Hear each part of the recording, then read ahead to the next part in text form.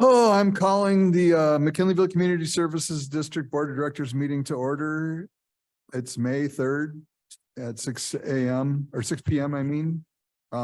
So we're doing a hybrid, both teleconference and in person. Just a little bit of a housekeeping before we get started. The public hearing, we're going to take the agenda out of order tonight. The public hearing was noticed to begin at 7 p.m. So Joey's going to give me the high sign at 7 o'clock. And we'll shift over to the public hearing. If we get to 5 minutes before, I might call a recess so that we're not in the middle of an agenda item at 7 o'clock. If not, we might go a little bit over, and then we'll start, but at least we'll start as close as we possibly can to 7 o'clock. Very good. With that, could we have the roll call, please? Director Bender, Director Beitman, Here. Director Couch, Here. Director Mayo, Here. President Orsini. Present. Good, we're all here. Let's stand for the Pledge of Allegiance. Scott, would you read the pledge, please?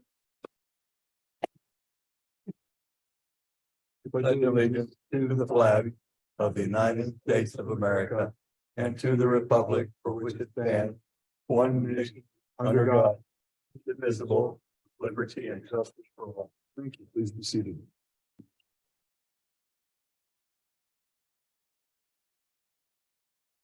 Items may be added to the agenda in accordance with section 54954.2B2 of the Government Code.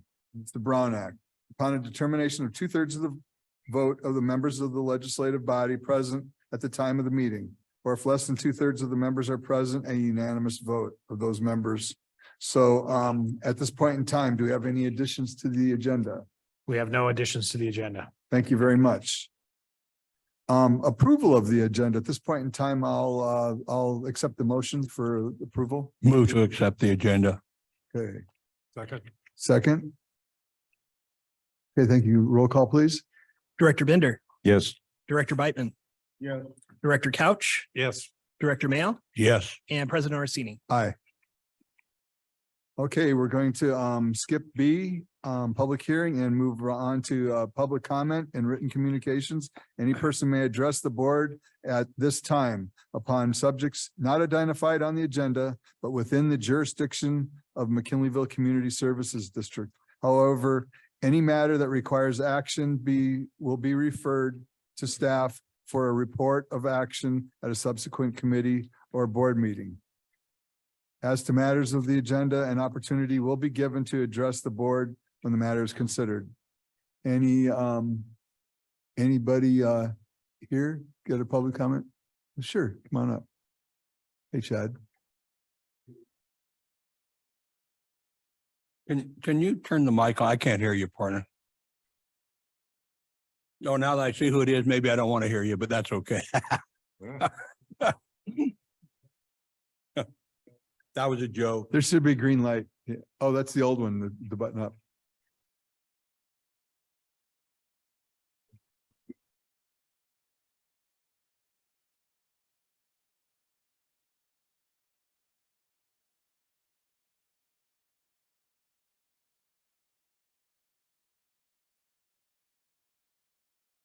Well, I guess it lasted for one more time there.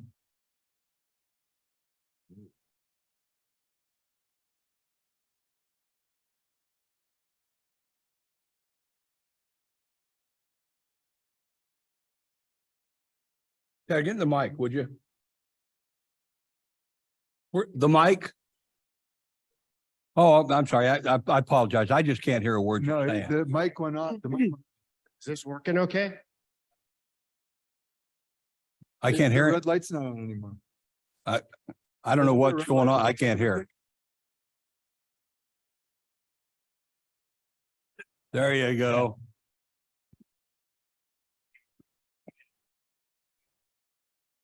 Helping clean up with Pack It Out. Thank you. I think everyone got a lot of trash. So thank you. And I was just trying to figure out when the meeting time was, because I've been out of the loop for a bit. And on the website under board meetings, guys, it says 7 PM. Not on the agendas, but on the website, when you scroll down to board meetings, it says 7 PM. I believe I printed that. But while I'm here, I understand we have a basketball half court or court going in with the BMX track over on the corner of Washington and School Roads. I'm excited about that, but I was hoping until that happens, I was going to try to appeal to this board to put up a hoop somewhere on its property. I have the hoop, I have the volunteers. And I know there might be liability issues if it were placed. I was under the understanding if it was placed over at Hiller Park by the baseball fields in the parking lot there, might create some problems with people trying to park. I guess that's the liability issue if a kid gets run over, but maybe there's somewhere else on this vast property, a hoop could be put up, and that's why I'm appealing to you. I have the hoop and I have the people. So that's what I came to say. And if that doesn't go through, that's fine. I guess we'll have one whenever the BMX track goes in. But I think the time's sort of it would be nice to have something before too long for kids and adults to play around with. Okay, thanks. Thank you. Thanks, Chad. I was happy to get the thing in, so I wanted to hear what you had to say. Thanks. Okay, any other public comment? And there doesn't look like there's anybody online. So we'll move along to the consent calendar. The consent calendar items are expected to be routine and non-controversial, to be acted upon by the board of directors at one time without discussion. If any board member, staff member, or interested person requests that an item be removed from the consent calendar, it shall be removed so that it may be acted upon separately. I move to accept the consent calendar. Sorry, before the second, Ken, staff would like to pull item D7. Okay, so I'll accept a motion for items D1 through D6. Yes, so excluding D7, I would move to approve the rest of the agenda. Thank you. Second? Second. Okay, we have a motion and a second. Call roll, please. Director Bender, Yes. Director Beitman, Yes. Director Couch, Yes. Director Mayo, Yes, and President Orsini. Yes. So So item D7, review and approve the amendment to the county's lease for public facilities. right, so as agendized, just as President Orsini read, it is for the county lease for the library. And the staff note talks about the county lease for the library, except in the very title of item D7, where it talks about the lease for the sheriff's facility. So I wanted to just point that out. It's agendized correctly and make it clear that it is for the library lease. Okay, with that being said, any comments, questions? Anybody from the public? I'll accept the motion for approval of D7. move to approve D7. Second? No second. Okay, call the roll, please. Director Bender, Yes. Director Beitman, Yes. Director Couch, Yes. Director Mayo, Yes, and President Orsini. Yes. Okay, so we'll move along to continue to new business. We're on item E.1. Consider approval of the master plan design for the BMX track and park project at School Road and Washington Avenue. That's on page 1-8-3. And that will be presented by Leslie Frisbee.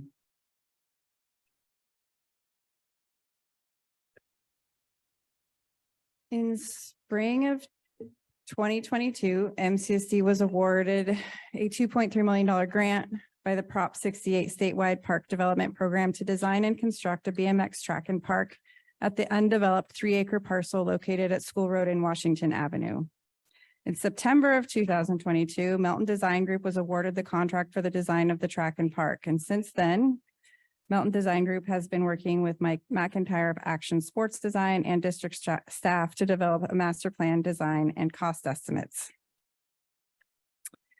Mountain Design Group presented a concept design to the public at the March 16th Park and Recreation Committee meeting.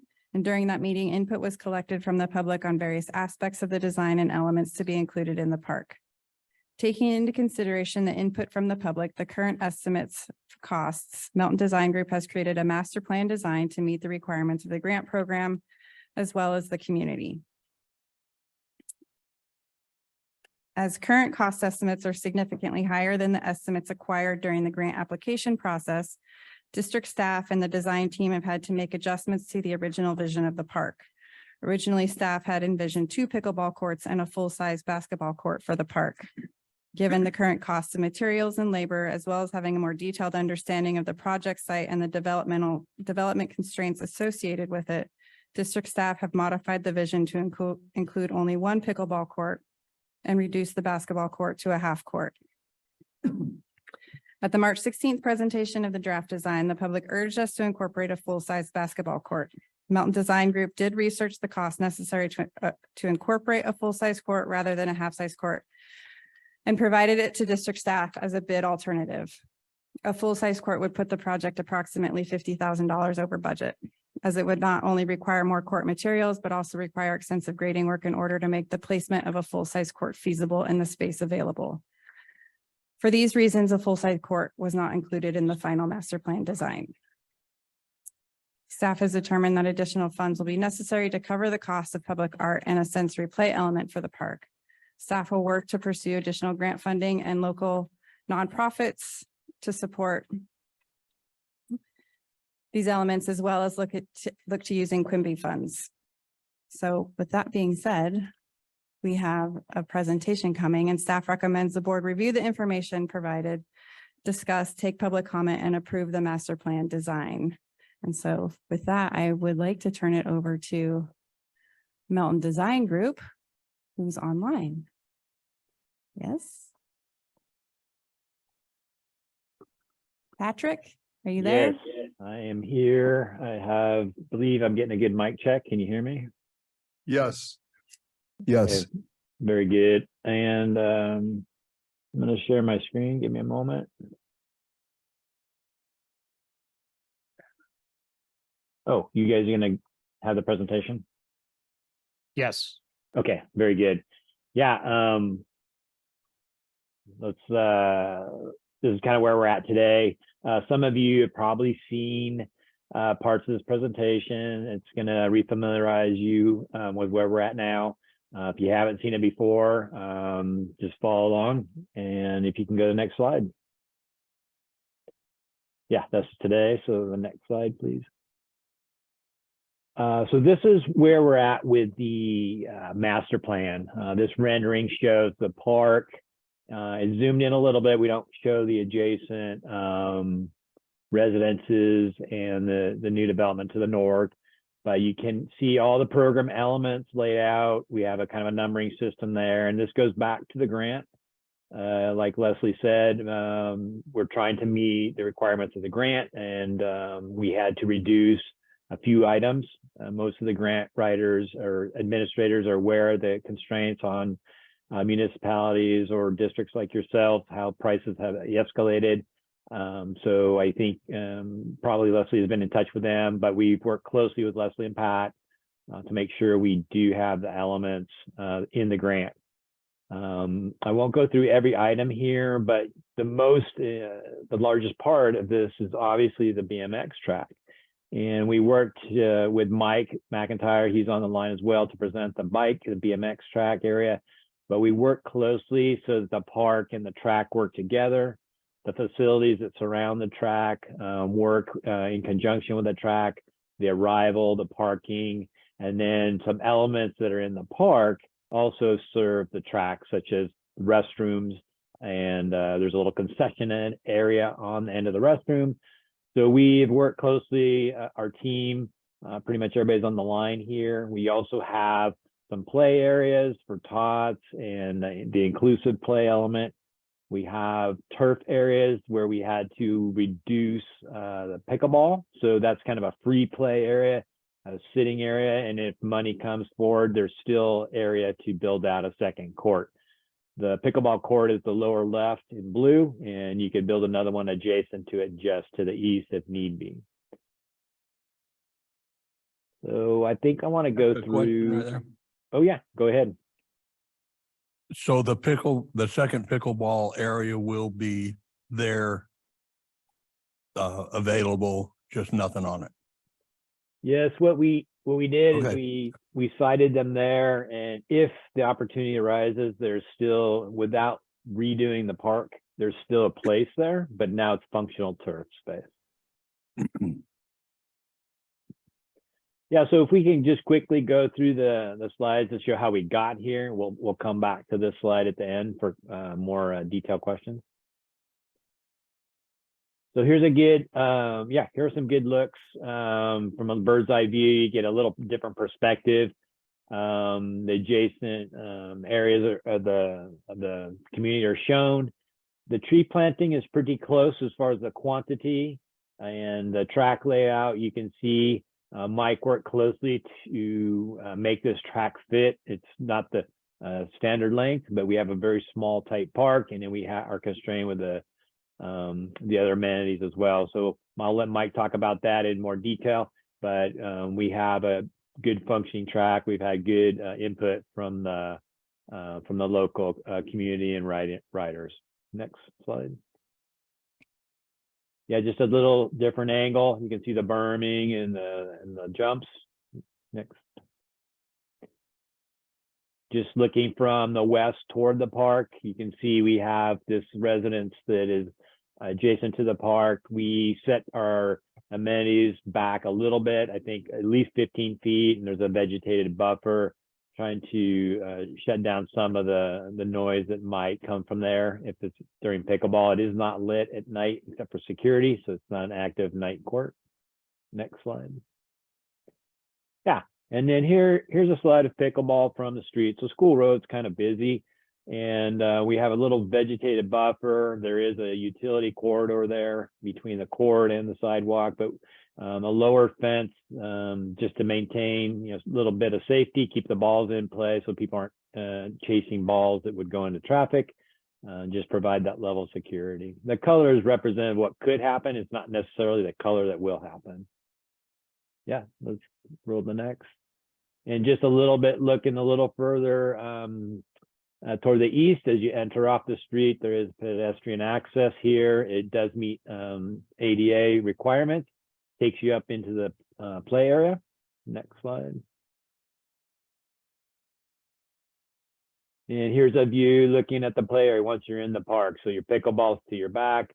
The play area there. We have a mix of fall material of the wood fibers, which are relatively inexpensive, and then some rubber material, which lends itself to the inclusive play. Wheeled vehicles can travel on it, but it's also a fun play surface that has a lot of play value as well.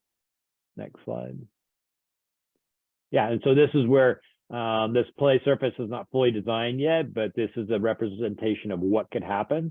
There could be nice mounding for kids to roll and play on. You have that sensory experience as well if you're a tot, and if you have limited mobility, you can also have a nice play experience as well. Next slide. And here's it kind of dropped in as it could be. Again, not fully designed out yet. Leslie mentioned our cost constraints. We get further into design, we will have a more developed, precise play element there. Next slide. Yeah, this is a piece. It has ropes and other things to challenge kids. The ropes are very durable and sturdy. They're a steel core with nylon wrap. And most of these vendors have replaceable bits. So if you had some sort of vandalism on a part, you can replace the part, whether it's the rope or actually the framing. Next slide. Here's a look toward the half court area, trying to isolate it a little bit. It's a little more noisy, active, right? So you have a little more activity. Adults play, young adults and kids play this. So a little bit of a buffer there between the main walking path, vegetated buffer. It's not completely hidden, but stray balls, can get caught in those areas and not roll into another area, and kids aren't chasing the ball through the park and running over little ones or even getting run over themselves. Next slide.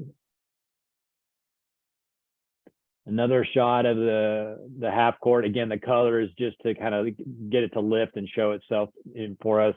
It may or may not be that color.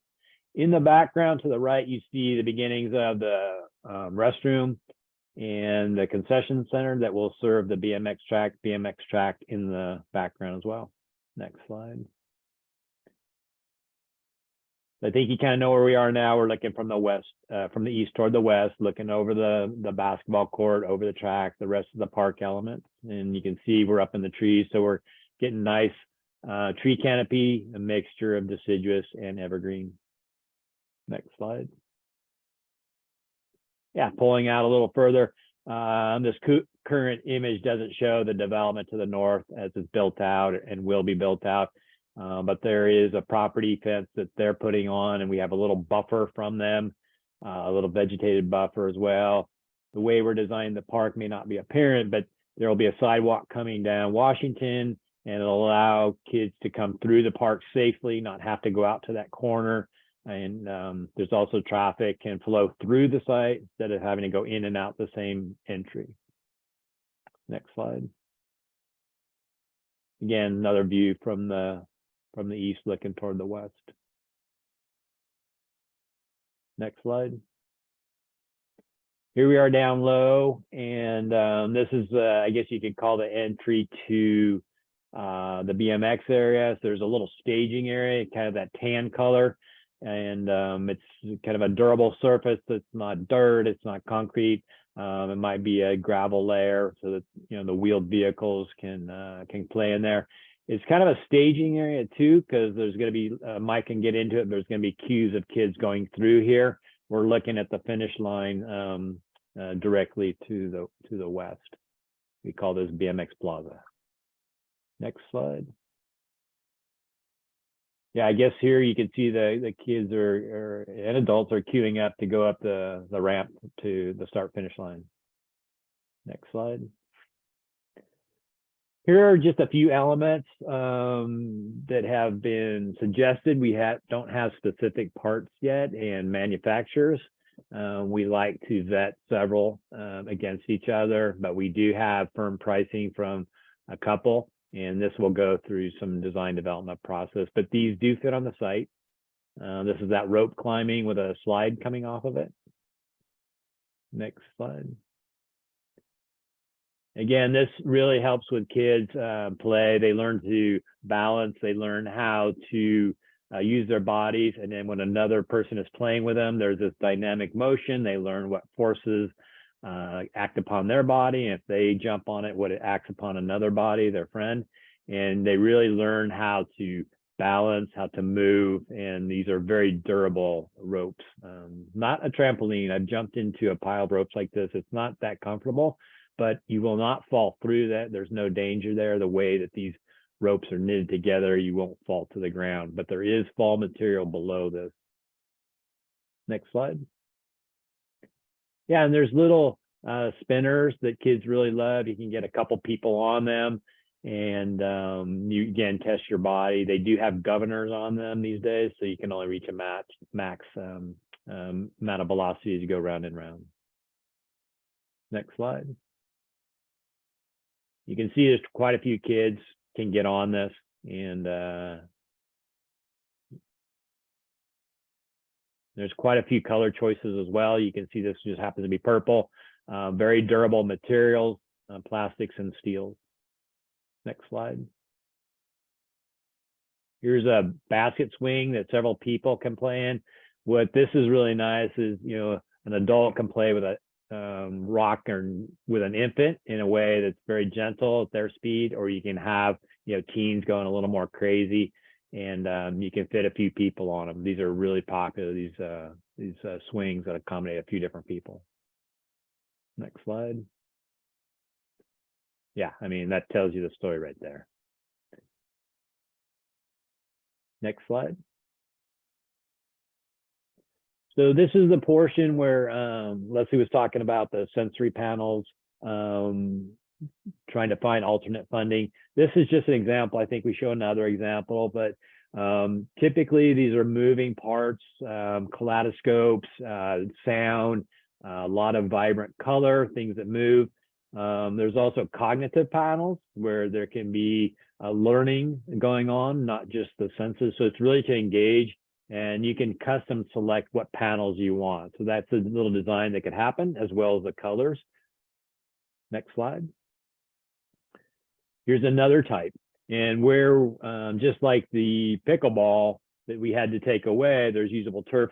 We do have a place for these already in the park, so you wouldn't have to tear up the park to install them.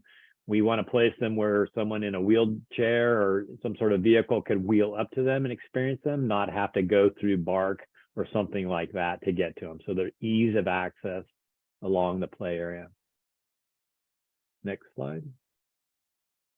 Here's another one that doesn't take up much room, and this was kind of a nice nod to the BMX track. You know, if there's a Todd or a young girl like she's playing there, imagining herself on the track, and maybe she does race and ride too, but here's a way to engage in just a small little area. These are very economical. So we're still looking for ways to get the most out of our play value as we go out of our master plan phase into our construction document. Next slide. Quick picture. This is a snapshot. There's a few line items here. We're kind of on track for a grand opening in fall of 2024. And at that, I would like to go back to the track and let Mike speak to some of the BMX elements. I think if we go back to some of the views from the east or the west and go through those.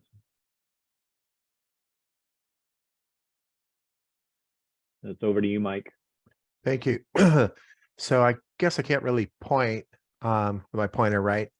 You can go ahead and point. So when those that are going to be using the track pull up into the parking lot there, there's a little turnabout drop off area that'll take you into the staging area. Keep going up to the tan space. No, that's the hill, pre-staging, off the parking to sidewalk to staging. Not the red zone, the tan zone, light tan zone. Yeah, that would be kind of pre-staging, waiting for motos to go in and for those to get into the chutes. So you go into the BMX track from there after you're registered, signed up, and line up in that. There's a little fence divider between the finish line and the pre-staging line there on the inside. I know there's another view showing that. But yeah, it's behind the tree. And then going up the tree, up the start hill, it's about 6 feet, 2 meter start hill, up to the top of the platform. And then max would be eight to the gate for the participants. So if you have different class age groups, they'll kind of go one rack at a time. And then after the finish line, after the finish line truss area, kind of a cool off area in the red zone, slow down a little bit, and then you can exit out of the park. Or if you're in practice, you come across finish line, loop right back up onto the top of start hill and go again. So I think the nice thing about the arrangement is that we're not congesting all the bike riders going into the staging with those that are going to be playing, basketball, pickleball, and those that are between the street and the track. That corridor is really core recreation, and BMX is, not in isolation where it can be viewed. Spectators, parents can watch, but the drop off, pre-staging, staging, and start hill has plenty of space for those that are riding for the track and track size. If whoever's controlling the slides, if you can go back to slide 4 near the beginning of the presentation, I think it might help with Mike a little bit.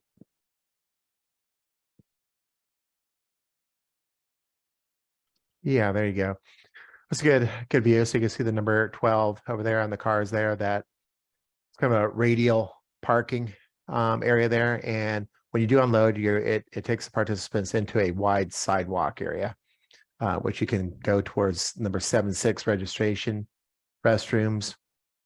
And then there's a return path. It kind of goes around the tree, takes you back to the staging area for your racing, and check out your moto numbers, moto sheets. And then you're going into the track. You can see where it says BMX race access. There's a fence that divides the finish line and the pre-staging there as well. So layout wise, really good first straight, second, third, fourth straight. So you're going to see a lot of great local, state, action here for the races. Yeah, so Mike, we actually sent out a survey, right? You want to talk about that briefly, some of the outreach you did? Yeah, with the different jump types and styles, and would like to see in it. And I do believe I apologize. I probably should have got those over to shown the survey, but pretty much has what was requested in terms of the slurry surface material was a concern, start gate style, and just making sure that it was sustainable and not just natural dirt was going to wash away after some rains and get runnels. So I think everything being bound and solid for the riding surface was really predominant. All right, thank you, Mike. Yeah, so I think that's pretty much concludes. We can talk in a little more detail. There's questions about this site plan, but I think that's encapsulates our presentation in a short amount of time that we're taking tonight. Okay, thank you. At this point in time, I'll entertain any questions from the board. Comments? Yes, Jim. I'm Jim Bateman. I appreciate that the elements that were dropped because of lack of money could be restored if the fortunes turned. I can see that in the pickleball court. Is that also true in the basketball court, that should, if fortune should smile upon us, we could go to a full-size basketball court? Yeah, I'll jump in. Oh, go ahead, Pat. Thanks, Patrick. Yeah, we had, when the public had talked about the lack of, just like Chad was talking about, the lack of a full court basketball, we had MD Melton Design Group come in and design that full court, but there's really no way to do that. It's way too expensive and requires way too much grading to do the site work to do that. So I don't even think, we were originally thinking, okay, if it can be an alternative, we'll put it as an alternative. And if we do come in on budget, we'll build it, but we're not going to be able to do that. So no, it is going to be a half court. Half courts are definitely playable. Yeah, for us old people, the half court's perfect. Anybody else have any questions, comments? No. I have a few questions. So one of the first thing is a comment that I'd like to see us utilize as much drought tolerant, non-invasive, naturalized plants as we possibly can to minimize the amount of water that's going to be required for irrigation. It seemed to me that there's an awful lot of turf. If there's any way that that we could minimize turf, or if there's been any analysis to exactly how much it's going to cost to irrigate all this turf, and then maybe make a decision on trying to do something else other than turf, because it seems like there's an awful lot of grass that's going to need to be mowed. And it's not like it's open field where we can just get out there and ride a lawnmower and mow it. That seems like an awful lot of handwork for me, from my perspective, for our staff to have to keep this place up. Just sort of some thoughts out loud on those sort of things. Now, another question I have is, are there any designated spectator areas for the BMX? Because I know when we go over to Redwood Acres there's a lot of people that sit in the grandstands. How are we going to address spectators at this place? So the BMX community is currently seeking like their fundraising to purchase bleachers, and there is a location for bleachers near, like in the area around where number 8, you see number 8 on the image. Okay, So there's space for bleachers to be installed, oh, very good. and we're leaving that up to the BMX community to fundraise for that. So precluding getting the bleachers, there's just room for people to stand Yeah, if you can around. bring a lawn chair Yeah. and hang out, Okay. sit, and like there's other areas around the perimeter where you would be able to stand and watch. Okay, Also, Very good. Hi, this is Curtis from Melton Design Group. Regarding the turf, there are only 2 turf areas. There's a lot of area that looks like turf because oh, it's it's green? yeah, but it's not Okay, actually turf. So the 2 turf areas would be the one next to the pickleball there. And then there's another one between the play and the basketball. The upper half of that area there would be programmed as turf also. But beyond that, it would be all planted with as much as possible native, drought tolerant plants and trees like you had requested. okay, great. I saw the green around the. Yeah, around, it's and while that would be misleading. beautiful, it would be a nightmare to keep mowed and also to pay to irrigate it. Yeah. The green also requires native drought resistant landscaping Right. to the best of our. There Yeah. may be 1 or 2 other small areas of like no mow turf where you wouldn't have to mow it. It's kind of a more shaggy, wild turf, Mhm. like that area that separates basketball from the concessions and walkways, and possibly on the hillside, just beyond that. Yeah. But And for so, the most and part, it's dry scaping and yeah, and native I'm plants. not bound to native plants. I think that a drought tolerant, non-invasive, naturalized plants might give us a little bit more latitude in what we can choose for it. Sure. Yeah, we have a mix of That's both of invasive. those, and we also in choosing our plants have tried to choose plants that were culturally significant to the Wiyot tribe, and there was also language in the initial grant to even incorporate edible plants that were important to the tribe as well. Oh, very good. That's pretty clear. I sort of like that concept. So anyway, if I don't have any more comments or questions from the board, we'll move to public comment. Anybody from the public have any comment or questions? Is there anybody online that's got their hand up?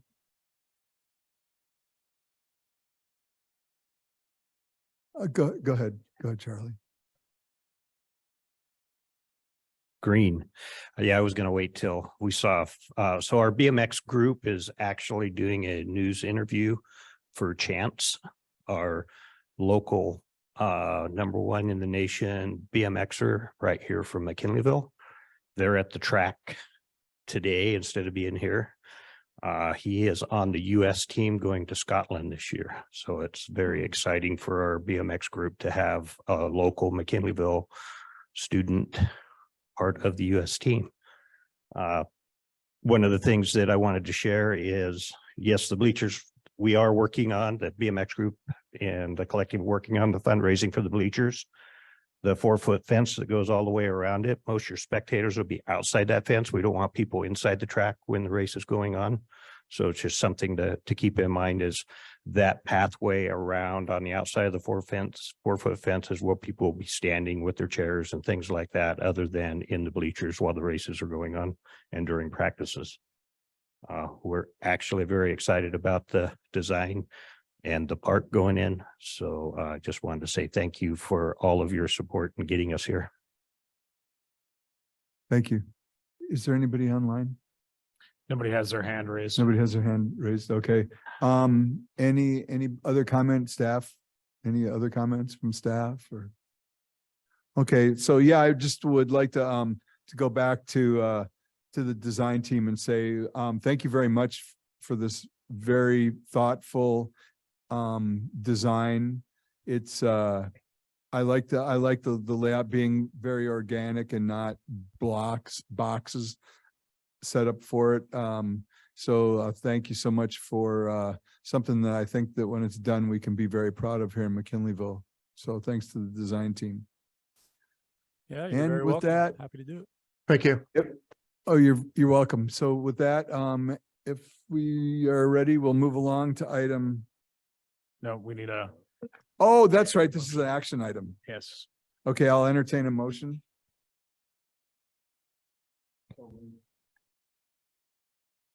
Second? I'll second. All right, please call the roll. Yes. Director Bateman. Yeah. Director Couch, Yes. Director Mayo, Yes. and President Orsini. Aye. Okay, I guess I couldn't get away with that. Thanks, Patrick, Curtis, Mike. Thank you. Yeah, thanks to everybody. Appreciate working with you guys. Awesome. So now we'll move along to item E2, which is on page 215, and it's consider and possible approval of contract with Kennedy Jenks to provide engineering and environmental services for the McCluskey Water Tank Replacement Project. And that'll be presented by General Manager Kaspari. Thank you, President Orsini. The district released a request for qualifications seeking to hire an engineer to provide design and environmental services for the replacement of 2 existing redwood tanks at the McCluskey Hill tank site with larger bolted steel tanks. The 2 existing redwood tanks have a combined capacity of 250,000 gallons and provide gravity service to an estimated 900 people in the McCluskey Hill area of the district.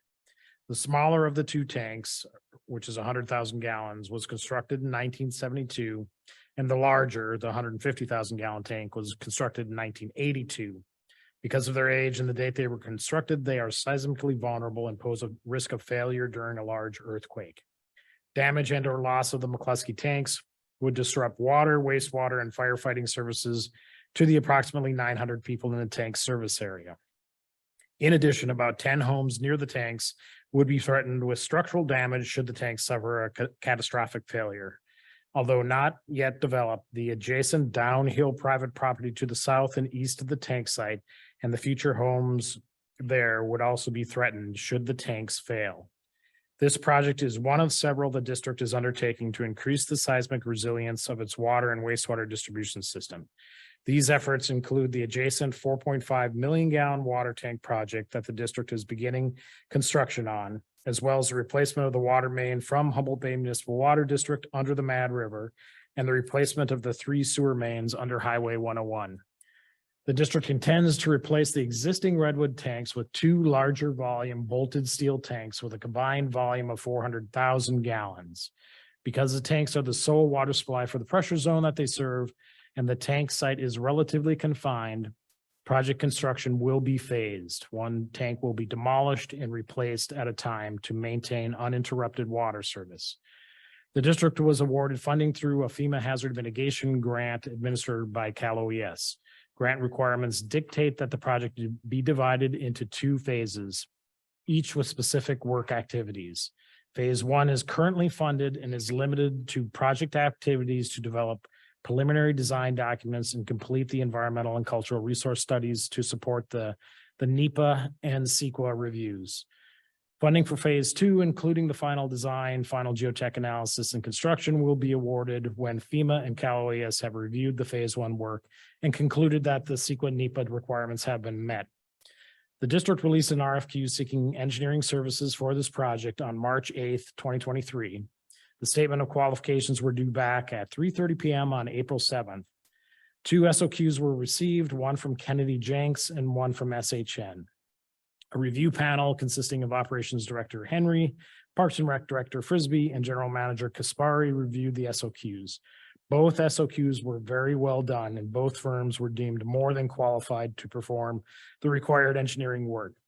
The rankings among the review panel were very similar, and all 3 members ranked the Kennedy Jenks SOQ as the highest. The detailed points are given in the table in your staff note. If there are questions on the fiscal analysis, do you want me to go through the fiscal analysis or wait for questions on that? You can wait for questions on that if Okay. you'd like. So then I will just say staff recommends that the board review the information provided, discuss, take public comment, and find Kennedy Jenks the most qualified respondent, and authorize the general manager to execute a contract and associated documents with Kennedy Jenks to provide phase one in engineering design, environmental, and permitting assistance for the McCluskey Tank Replacement Project in the amount of $212,894 with a 10% contingency of $21,289 for a total contract of $234,183. Thank you. Any questions from the board? Comments?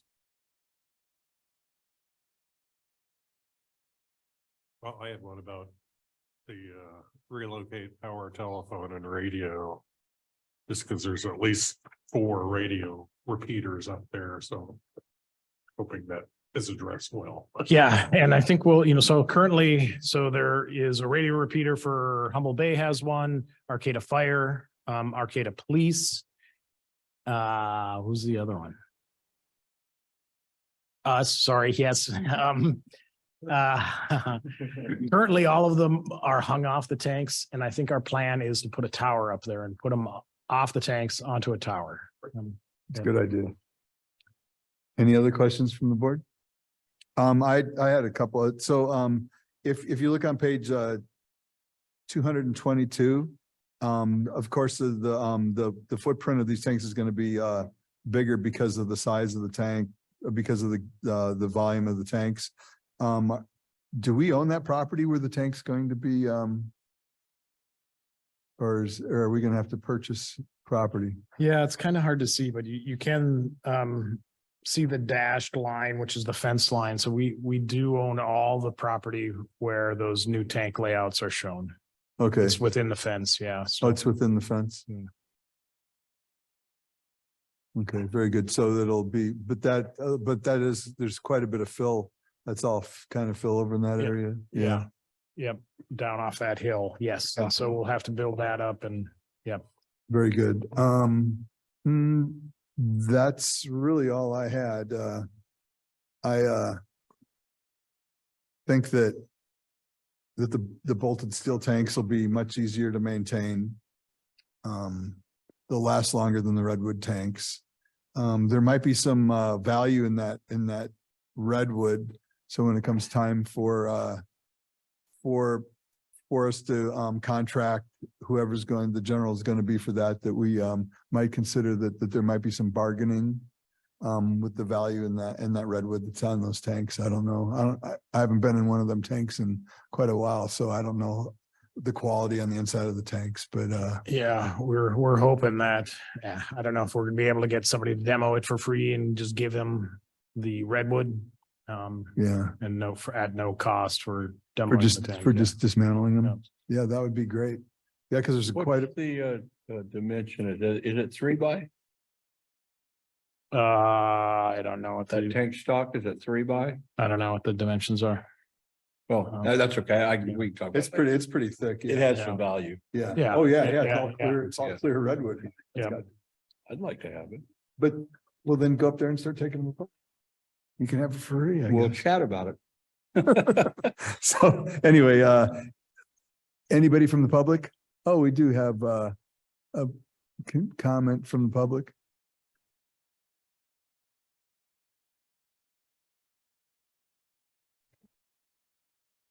Hi, can you all hear me? Loud and clear. My name is Manny. I live on 1943 Bartow Road. And two comments if you guys have the time to hear them out. The first one would be, I would advise against having someone demo the tanks in exchange for free wood for the potential exposure to liability. And my second one is a question, and why not go with welded tanks? So yeah, as far as, demoing the tanks, they would be under contract and they would have to provide a bond and et cetera. So we'd be protected from liability for that. Yeah, welded tanks is an option we're going to look at. They're considerably more expensive than bolted steel tanks. So we'll have to see whether the grant will cover additional costs, et cetera. But right now the grant was written for the price of bolted steel tanks. Yes. I just know that the life expectancy to the dollar expense of the bolted to the welded tank is quite significant. So I think that's something that the board should definitely take into consideration moving forward. The bolted tanks would give you about a 30-year life expectancy, whereas a welded tank for an additional 200, 300,000, you're looking at about a 75-year life expectancy. I have a question. Was life cycle cost considered before we went with the bolted steel tank, or? Yeah, so that's one of the analyses that Kennedy Jenks is going to do in Okay. their engineering, is to look at the alternatives in the SOQ. They actually started looking at it. And so bolted steel tanks, two of them, 200,000 gallon bolted steel tanks are $550,000. Two welded steel tanks are $1.35 million. So it's over twice the cost. Probably about $250,000 to paint them every 30 years. Right. So yes, that's something we're going to look at. That's what we'll pay the engineer to do. Okay. Very good. Because what did it cost us to paint our last 1.5 million gallon tank?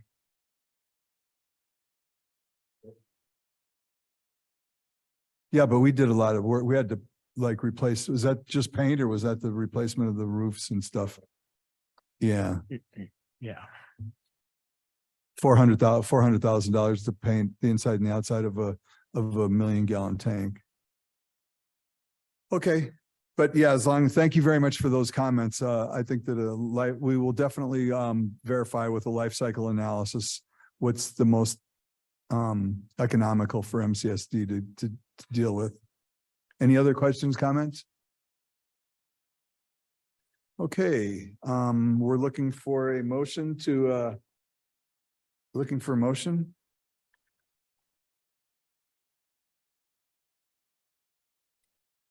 moved.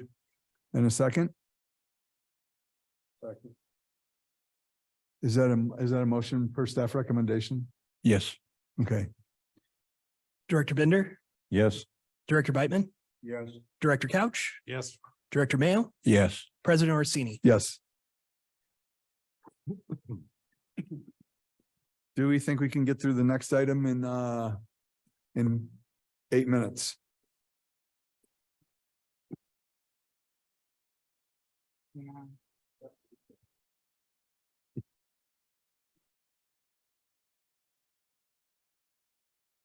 How about, now the budget's gonna take longer than that. What do we got? How about the transfer funds? No. How about if we go to item E6? Is everybody okay with us jumping item E6? Sure. Okay, so consider adopting resolution 2023-09, placing in nomination Dennis Mayo as member of the Association of California Water Agencies Region 1 board member, And that will be presented by April Souza, Board Secretary. The Aqua Region 1 nominating committee is looking for Aqua members who are interested in leading the direction of Aqua Region 1 for the 24-25 term. The nominating committee is currently seeking candidates for the Region 1 board, which is comprised of a chair, vice chair, and up to 5 board members. Leadership of Aqua's 10 geographical regions is integral to the leadership of the association as a whole. The chair and the vice chair of Region 1 serve on the Aqua State Board and of Directors and recommends all the committee appointments for Region 1. The members of Region 1 Board determines the direction and focus of region issues and activities. Additionally, they support the fulfillment of Aqua's goals on behalf of members. Since 2009, Director Maya has served on the Aqua Board. He has served as the Region 1 Vice Chair, Chair, and had several committee assignments. Director Mayo finds federal affairs and agriculture to be the most enjoyable committees assigned and finds it rewarding to represent Humboldt County on the Region 1 board. The Region 1 nominating committee will announce their recommendation slate on July 17th, 2023. The election will take place from July 17th through September 15th electronically, with ballots being sent to the general managers and board presidents. The newly elected Region 1 board members will begin their 2-year term of service on January 1st, 2024. So staff recommends that the board discuss, take public comment, and adopt resolution 2023-09, nominating Director Mayor to be considered by the Association of California Water Agencies, Aqua Region 1 nominating committee for an Aqua Region 1 board position. Thank you. Any board comment, questions?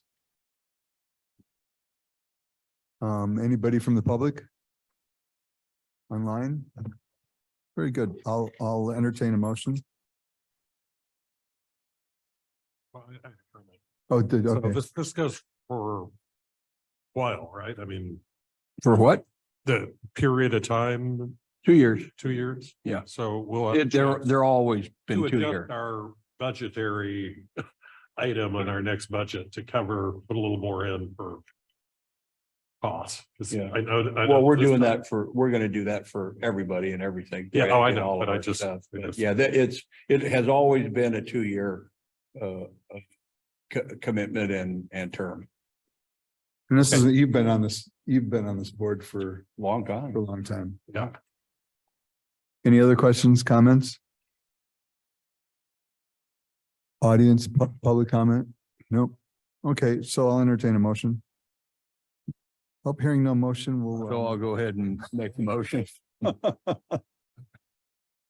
So we have a motion. Can I have a Second. second? And a second? Okay, call the roll, please. Director Bender, Yes. Director Beitman, Yes. Director Couch, Yes. Director Mayo, Yes. President Orsini. Yes. I was gonna abstain, but I just want to say, thank you, Dennis, for taking this on and representing the northern part of California and specifically McKinleyville Community Services District. And the rest of the smaller water districts in the state, when it comes to Aqua. I know there's some big players in Aqua, and a lot of time us little guys kind of get passed by if we don't say, hey, wait a minute. So, thanks a lot for being Right. there and. Well, I appreciate that, and I've appreciated the board's support all these years on the effort and direction we've tried to promote. So I'll continue to do my best if I'm granted another opportunity to serve you all. Okay, thank you very much.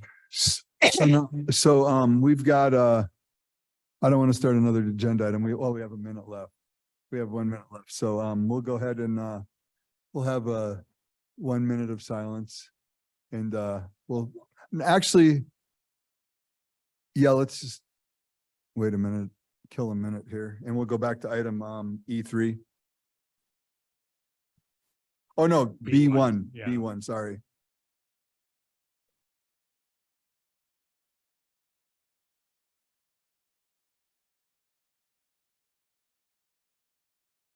And that's on page 7. I didn't take that part of the agenda. Oh, there it is. It's on this side. Yeah, page 7. Okay, it's 7 o'clock. So item B1, public hearing. conduct a public hearing for the annual levy of the assessments for fiscal year 2023-24 for Measure B Maintenance Assessment District renewal for parks, open space and recreation facilities. Consider adopting resolution 2023-06, amending and or approving the final engineer's annual levy report for the Measure B Maintenance Assessment District renewal for parks, open space and recreational facilities for the fiscal year 23-24. Consider adopting resolution 2023-07, ordering the levy and collection of the assessments within the Measure B Maintenance Assessment District renewal for parks, open space and recreational facilities for fiscal year 23-24. And this will be presented by Leslie Frisbee, Parks and Recreation Director. Page 7. And we do need to open the public hearing too. Well, after she reads the staff note or before? No, before. And then Oh. she reads through it. Okay, so at this point in time, I'm going to open the public hearing.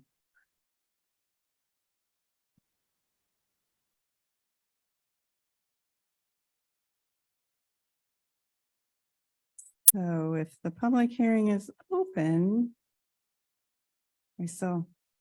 Staff recommends, after the close of the public hearing, staff recommends the board adopt resolution 2023-06 and 2023-07. Resolution 2023-06 approving the annual engineers report for fiscal year 2023-2024. McKinleyville Community Services District Measure B Maintenance Assessment District renewal for parks, open space and recreational facilities, including the assessment diagram connected therein, attachment 1. And resolution 2023-07, ordering the levy and collection of the assessments within the McKinleyville Community Services District Measure B Maintenance Assessment District for fiscal year 2023-24 in attachment 2. In 1992, McKinleyville voters approved the Measure B Assessment District with a 20-year duration for the purpose of funding the development and maintenance of the public recreation facilities, including the McKinleyville Activity Center, Azalea Hall, and Hiller Sports Site. The board authorized collection of the assessments in each year beginning in fiscal year 1992-93. In 2011, a property owner protest ballot proceeding was conducted pursuant to the provisions of the California Constitution, Article 513, for the levy of annual assessments for the Measure B Maintenance Assessment District renewal for parks, open space, and recreational facilities, which replaced and extend for another 20-year duration the assessments previously approved by voters in 1992. The proposed assessments were approved by the property owners 55.9% in favor, 45.1% opposed, and the new assessments were levied on the Humboldt County tax rolls for fiscal year 2011-2012, the first year's assessment. In accordance with the provisions of the Landscape and Lighting Act of 1972 of the California Streets and Highway Code, in order to levy the assessments each fiscal year, an engineer's report in attachment 3 must be prepared and filed with the board regarding the proposed assessments, and the board must conduct a noticed public hearing regarding these matters prior to approving and adopting the assessments for the upcoming fiscal year. On April 5th, 2023, the board adopted resolution 2023-04, which initiated the annual levy process and preparation of the engineer's report, and resolution 2023-05, which declared the board's intention to levy the assessments for fiscal year 2023-24 and set May 5th, 2023 as the date for the public hearing. Since the proposed assessments or the assessment rate to be levied for fiscal year 23-24 are equal to or less than the maximum assessments originally approved in 2011 through the property owner protest ballot proceeding in accordance with Chapter 3, Section 22626 of the 1972 Act. Notice of the public hearing shall be given by causing such notice to be published one time in a newspaper of general circulation at least 10 days prior to the date of the hearing, pursuant to Chapter 1, Article 3, Sections 22552 and 22553 of the Act. In attachment 4.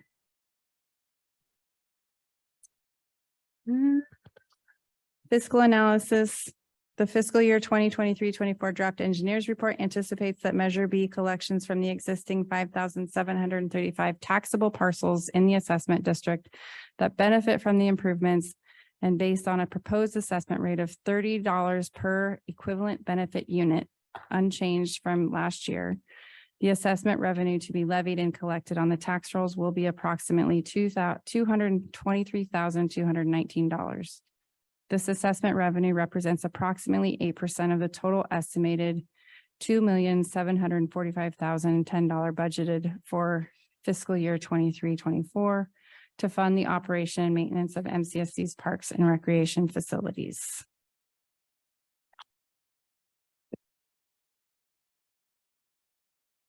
Done? That's it. Thank you. Yeah, I'll entertain any questions or comments from the board. Thank you. Thank you, Leslie. And I don't know whether we know what the accurate answer to this, but I'd like to find this out beforehand. We have 5,000 taxable parcels, just over or right at that. What does that? What's the population attached to those 5,000 parcels? That's what I'd like It's to know. 5,735 parcels. It's almost 6,000 parcels. Well, yeah, but I would like us to eventually ascertain the population attached to those parcels. And it's wider than this question. It'll help me in some other issues that we're working on as well. So you don't have to answer that right now if we don't know, but in the future, I would like to ascertain that figure. It's gonna be pretty tough to come up with an exact figure, but it's roughly the 16,700 people that are in McKinleyville. So that's probably about as close as you can get. Well, not to belabor, we'll discuss this at another time, but not to belabor it, but I would like to eventually get a very clear picture of the exact number of residents that's attached to the parcels. That's all. Okay. So residents and population are two different things. So, but we can talk Yeah, afterwards. no, and that's what and it is a distinct difference. Yeah. Okay. I think you might understand where I'm Yeah. drifting on that. Okay. And I didn't mean to tie up the conversation with that, but it is information I'd like to have. Any other questions or comments from the board? I would move that we Oh, adopt. hold on, Nope. hold on, Okay. hold on. We can't, not yet. Not yet. So now we're going to open. Premature. Sorry. We're going to open public testimony and consider any public input and written protests. Do we have any public testimony or written or spoken protests? We received no written protests. We received no written protests. Okay, at this point in time, I'm going to close the public hearing and now I'll entertain a motion. Okay, now I will move that we adopt resolution 2023-06 and resolution 2023-07. Thank you. Second. So we have a motion and a second. Could you call the roll, please? Director Bender, Yes. Director Beitman, Yes. Director Couch, Yes. Director Mayo, Yes. and President Orsini. Yes.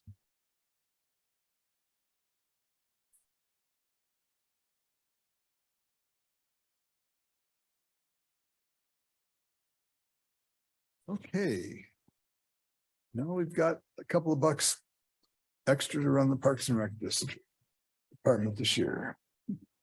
And now we'll go back to E3, review and discuss the McKinleyville Skate Park quarterly project status update presented by the Humboldt Skate Park Collective, and that's on page 275. And Leslie Frisbee, Parks and Recreation Director. So we've been working with the Humboldt Skate Park Collective for several years to get a skate park. Attachment 1 is the quarterly report of where the collective is in fundraising and planning. And there's a PowerPoint presentation that Charlie's going to go through with you to present their current plans, current status and plans for groundbreaking. So I'm going to start. This is good. Everybody can hear me? Okay, good. So this is just our normal first slide I usually throw up because I try to keep everything under project management. But for you guys' information, because of the way we're doing construction on the skate park, we're still soliciting for donations of materials and all of that. Our process now that we're using is a disciplined, agile process because the process is going to change as we move forward. So just to kind of give you guys that heads up from a project management perspective. So I'm working with my team and people that help us to do that. Part of that process is Leslie and I just sat down and did another grant, which hopefully will fully fund the full project. So as we're in this process, as we're building the park, when we get to a stop stage, when the collective runs out of money, then we're going to go back to the process of the state grants that we have been trying to do for the last several years. So we will continue to raise funds as the collective itself too. Move to the next slide. So this is our skate park contractor that we're bringing in. We're working on the contract with him right now. He's going to come in probably late June, early July. Prior to him coming in, we will sit down with Pat and Leslie and make sure that everything is above board before he actually starts the construction of the skate park piece. So to give you an idea, he's given us an estimate of 3,423 feet at about $162,000, the 2,500 square feet that we are looking at right now. Oh, they didn't change color. So it's really hard to see that number. So at 2,500 square feet, we're looking at about 118,000, which we have in our account right now. And moving to the next slide. One of the things we're discussing is whether we put a fence around it or not. This will be around the whole park, the full park when we do it. We've been getting estimates on what that fence would be, whether it's 4 foot or 6 foot, just to give you some of the ideas of what the fencing costs. We're looking at about $20,000 to put a fence all the way around it. And I'm gonna move to the next slide because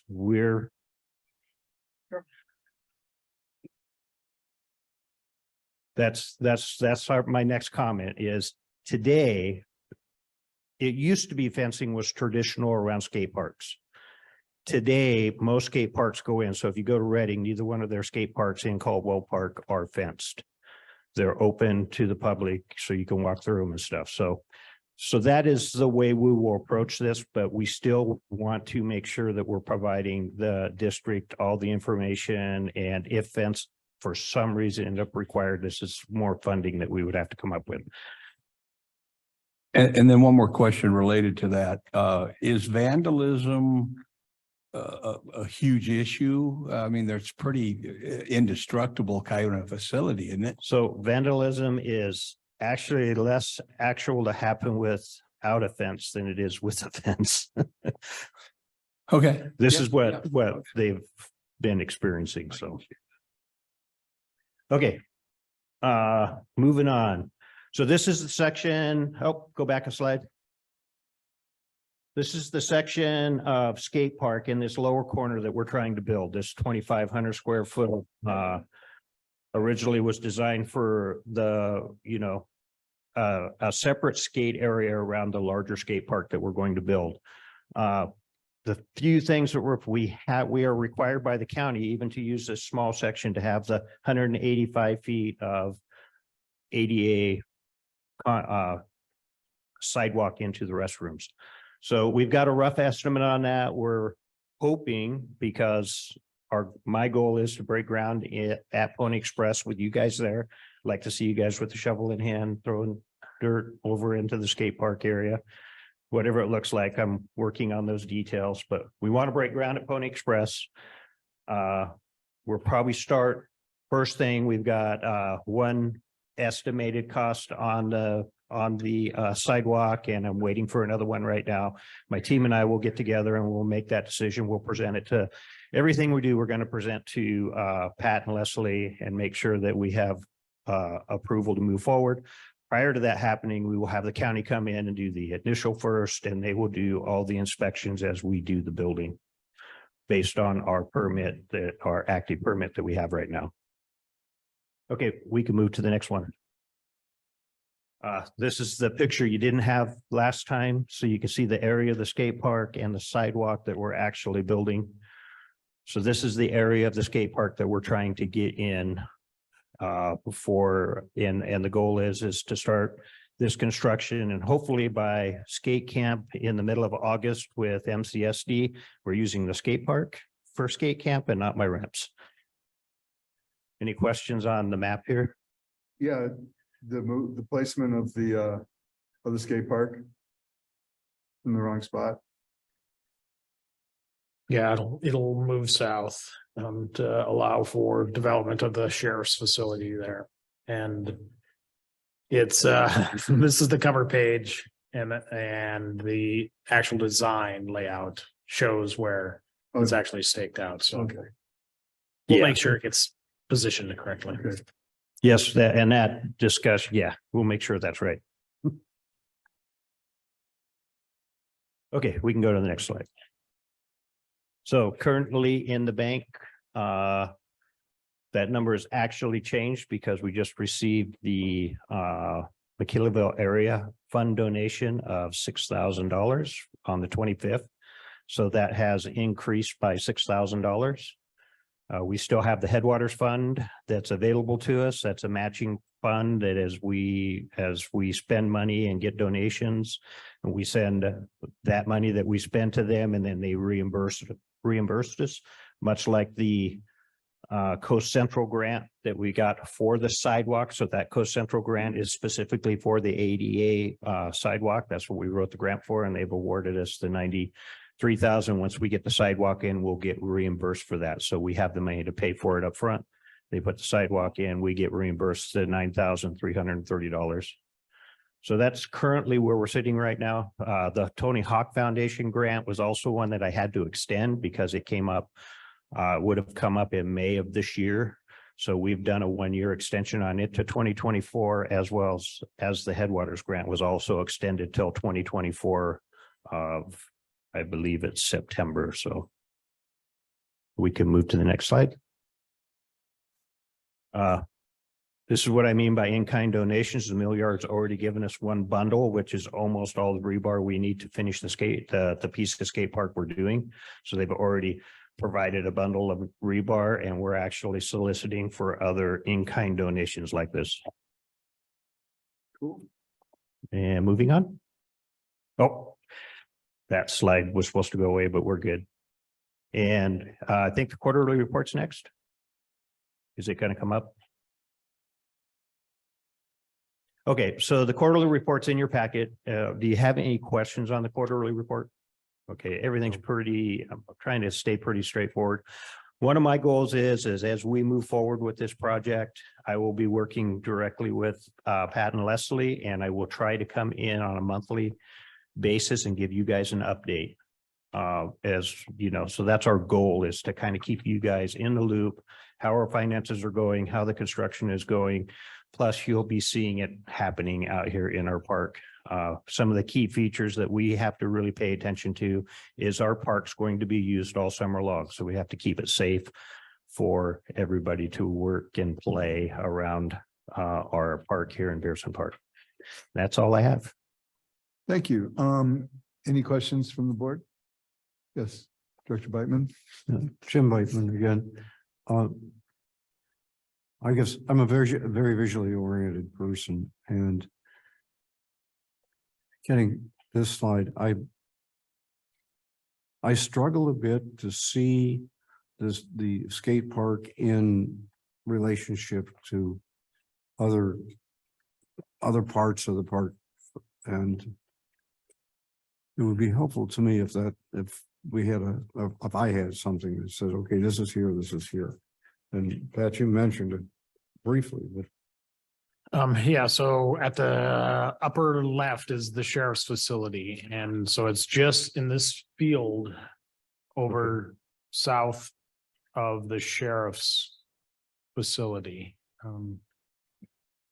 And that's Gwynn, the road there at the bottom. Yeah. Bottom left corner is Gwynn. And the very west side of that, we're going to leave room for a driveway for the sheriff's facility. Yeah, And that is actually there. The west side is clear for the driveway of the sheriff's department. yeah, the other design drawings that go with this packet show where it's laid out, and it is laid out to allow for that. This is the existing turnaround of the parking lot. James, do you know where the bocce ball court is? Yeah, it's those orange. Well, I just, if he were sitting in this room, does he know where the bocce ball court is in the park? It's straight that way. Okay. On the other side of the green of the park is bocce ball court. That's where the sidewalk runs to the restroom over there. And goes across the backside over here into that big, large field is where the skate park will be built. Thank you. If you could see out the window, you could see the playground. It's straight across. If you want to stand up and look, you can see the playground. It would be straight across to the west of the playground. And we can walk out and take a look after the board meeting. See all the dust from all the great use. You go around the roundabout at the end, it'd be approximately 2 o'clock off of that roundabout where it's gonna be. I'll walk it off after the meeting. There you go. Any other comments, questions from the board? Staff has a question. Okay, staff. So Charlie, you mentioned the groundbreaking at Pony Express Days. Is that a given? Should we try to start scheduling board members for that, or what time? So it is part of my chamber discussions right now. I haven't locked it in. I've also invited a few of our larger donors that have supported us in getting here to be at that groundbreaking. So the goal is to break ground. It doesn't need to be everybody on the board, but if the board was here, usually you guys are in town and at Pony Express, the Pony Express Festival. So we haven't set a time or an actual when it's going to happen at the festival at this point. Yeah, so staff will circle back with you and then let the board know. Yes. Yeah, at least so that we know, if we are available, we can be there. Yeah. That'd be great. Any other comments, questions? Yes, James?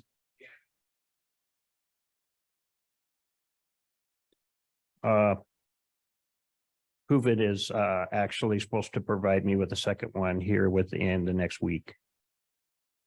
All right. Any comments from the public? Seeing none, Charlie, I want to thank you very much, you and your in the collective for persevering. I know this has been going on for a long time. I'm sure you're excited at this point to actually going to be able to see some dirt moved around and something of substance placed on the ground. So thank you very much for your perseverance. I know it's been a long time coming. So thank you very much. Thank you guys for being patient with us. Thanks for your patience tonight too. Yeah, thank you for that too. Okay, so we'll move along to item E4. Overview operations, draft budget for water, wastewater, and streetlight funds for fiscal year 2023 and 24. And that will be presented by Nicole Alvarado, Finance Director. Hi. Okay, this is your budget for the water, wastewater, and streetlight funds for fiscal year 2023 and 2024. The budget was developed based on current cost trends and best estimates. Information from capital improvements draft budget that was previously presented to the board is incorporated into this budget. There's two notable highlights, which are an increase in grant revenues in the water fund and reduced water and wastewater sales in the water and the wastewater funds. This is due to FY 2022-2023 being a wetter year than we anticipated. Staff has developed a revised projection of water and wastewater sales based on current consumption trends rather than the 2022 rate study. The streetlights draft budget shows a deficit of $46,554. This is due to 3 capital projects, a pole inspection, replacements, and LED replacements. While this produces a deficit for the fiscal year 2023-24, is drawing down on accumulated surpluses from prior fiscal years. Questions from the directors on any category item or on the budget overall are welcome. The finalized budget will be presented to the board for formal approval in June. So staff recommends that the board review, take public comment, and discuss the FY 23-24 draft operating budget for water, wastewater, and streetlight funds.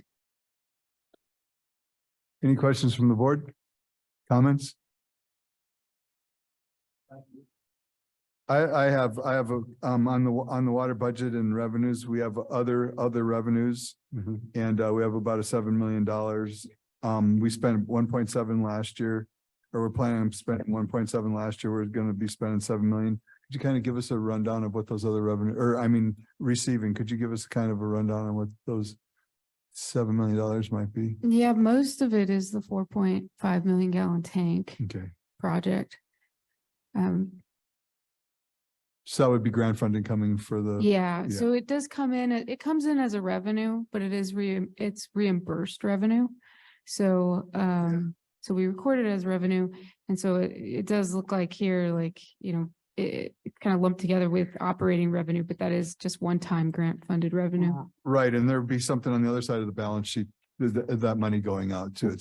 The expense would be recorded as an asset, so you don't see it in the expense line in this budget. That's correct.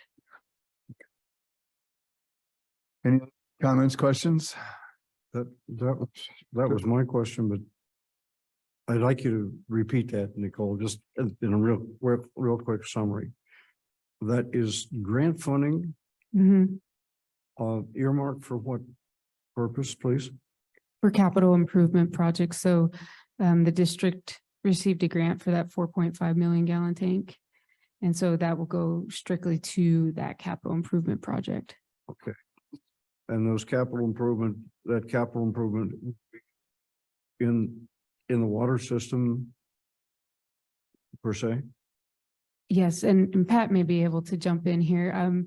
My expertise is in doing the books, but not in 4.5 million gallon tanks. But I think she answered everything. Correctly. I know she did. Yeah, that was. Thank you. Yeah, one other question, I'll put James on the spot this time, and that's, I noticed that we're going to be replacing some LED lights on the street lights.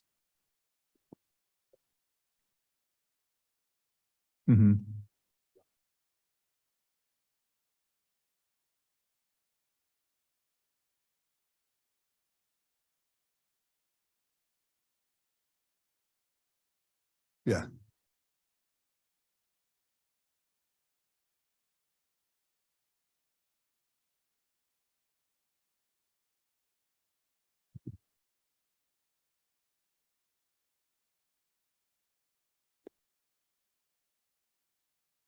Well, I was talking along the lines and in the staff note, it says LED replacements.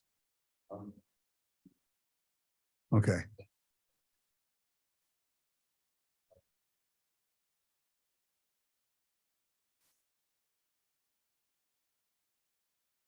It's under discussion, it's the second We paragraph. put it in staff note, James, I pulled it out of the capital improvement plan.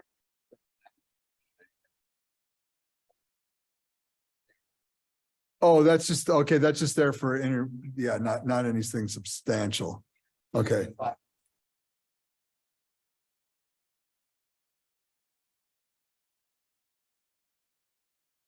Right, so the vast majority, the vast majority of those, that capital outlay this year is going to be for the inspections and in a contingency if we have any poles that need to be replaced, but not really for lights. Okay, cool. Thank you. Any other questions, comments? Yeah, I've got one. Okay. Underwater expenses, other expenses, It's doubled or more than doubled actually, from 22-23. Does that also have to do with the 8.5 million gallon tank? You know, if you look at the operating expenses and then the other expenses, you see that those flipped. I think what happened there is that's just a recategorization of expenses. But the net increase there isn't a material net increase there. Yeah, it's only 3%. Okay. Thank you for answering those questions for us. I appreciate it. I'll go to the public. Any public comment, questions? Seeing none, this was an information item for just review of the draft budget. And we'll move along if everybody's ready. Staff doesn't have any other comments or questions. We'll move along to item E5, transfer of funds to California class. This will be presented by Nicole Alvarado, Finance Director. Okay, thank you. At the July 2022 Board of Directors meeting, a resolution was adopted authorizing the district to enter into a joint powers agreement with California Class. The district is now eligible to invest funds in California Class. The district holds funds in the following locations. I'm just going to read them off. They're in a table in the staff note, but the district holds funds in CalTrust at Humboldt County and in LAIF, which is the local area investment fund. To comply with the Board of Directors directive to move funds to California Class, the staff recommends the following transfer schedule. So $7,866,827 transfer the full balance in May 2023. $6,935,340 transfer full balance in July 2023. Humboldt County Quimby balance, we recommend that stays in the county treasury. And then LAIF balance, $140,656 transfer full balance in July 2023. The investment funds available under California Class are very similar to the funds the district currently invests in with CalTrust. Due to current market conditions, it's recommended that transfers are moved to California Class Prime Fund. The Prime Fund operates much like a money market account and guarantees a stable return. This is opposed to the district's current investment strategy, in which a majority of the district's funds are held in variable rate investments.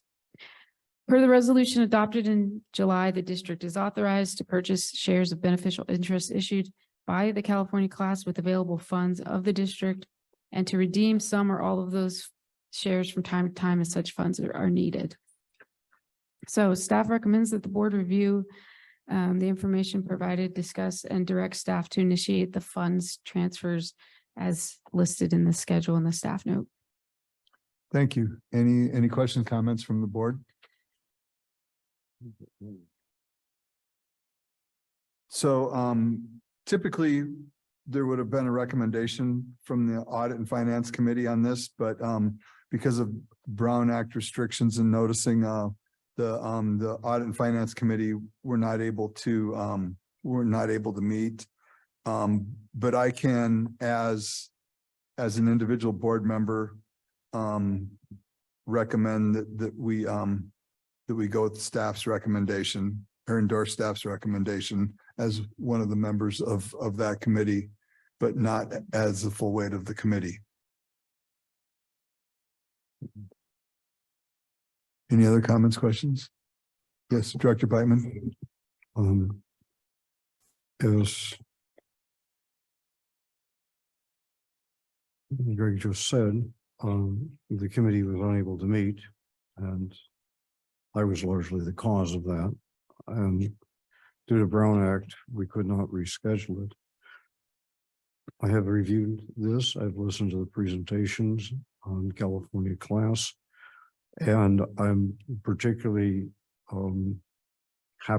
pleased with the presentation that we heard, and also with the selection of the volatility level for the investment. And as a consequence, I'm strongly in support of this. Thank you. Any other comments, questions? Well, I'm not on a committee, but I'm awfully glad to read that the Prime Fund does carry the AAA rating from S&P. So that makes me feel real comfortable as far as what I can tell from what I've read here and in doing my homework from other places. I can't see a single thing that would be counterindicative of moving our funds from the county to California class. Very good. Any other comments, questions from the board? Any comments, questions from the public? Staff has a comment. President Orsini and I just came from a CSDA local chapter meeting, and they were running through the return on the California class, and I can't remember if it was over 5%. It was 5.04 or something like that. Yeah, and sorry.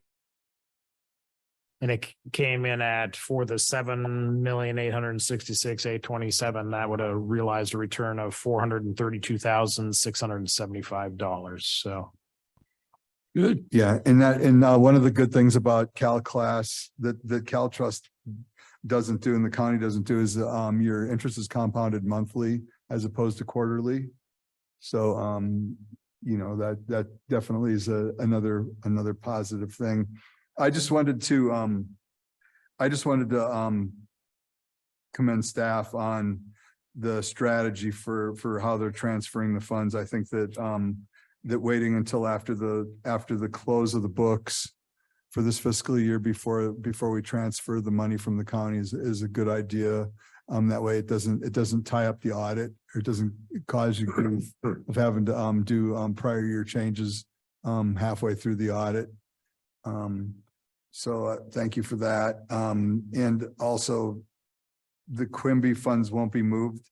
The Quimby funds have to stay in the county's control until we have invoices to prove that we've spent the money. Is that correct, Leslie? Yeah. Okay. So we don't really have any choice about shifting Quimby until, so that will have to stay where it's at. So barring any other comments, questions, I'll entertain a motion.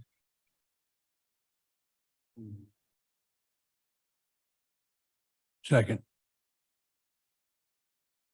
Your mic wasn't on, Jim. Okay, I'll make the motion that we follow the recommendation of staff to transfer the funds as they have laid out. Second. Very good. So we have a motion and a second. Could you call the roll, please? Director Bender, Yes. Director Beitman, Yes. Director Couch, Yes. Director Mayo, Yes. and President Orsini. Yes.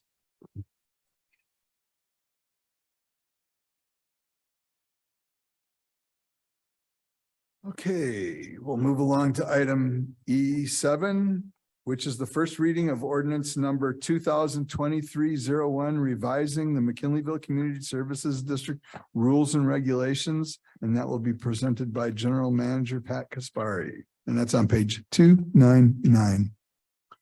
Thank you, President Orsini. So regularly, staff will review the MCSD rules and regulations.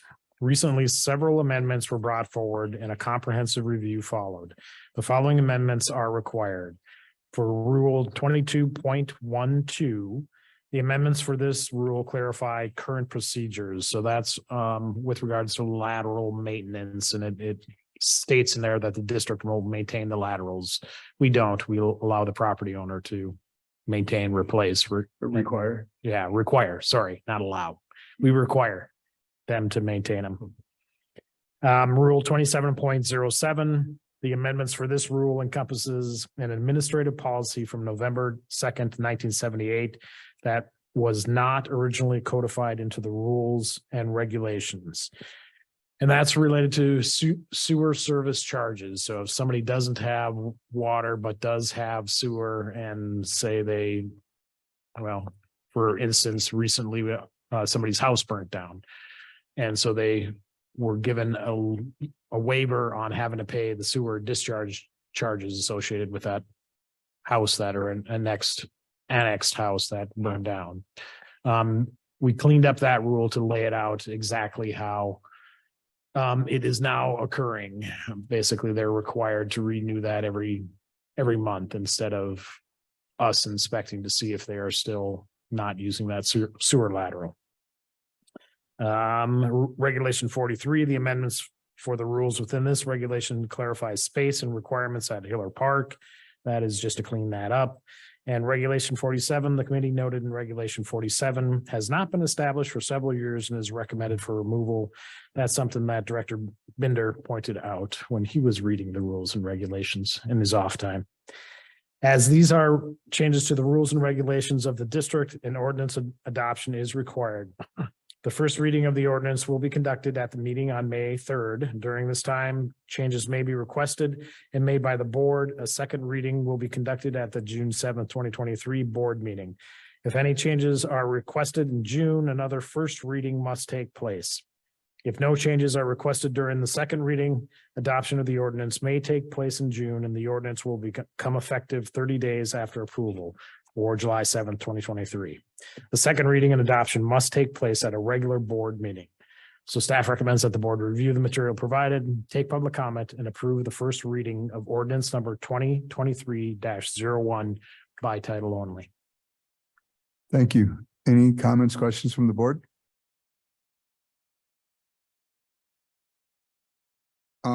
Thanks.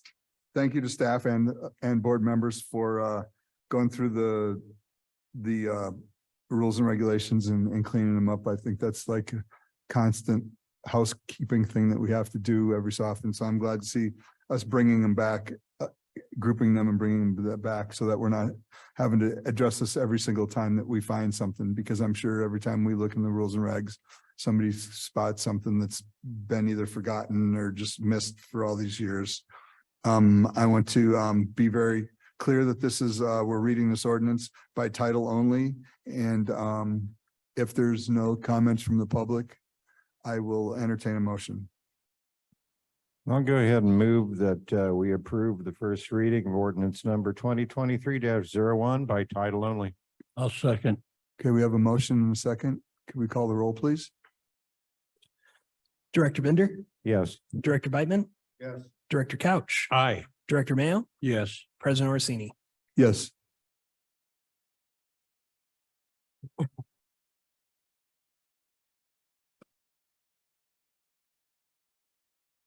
Okay, so now we shall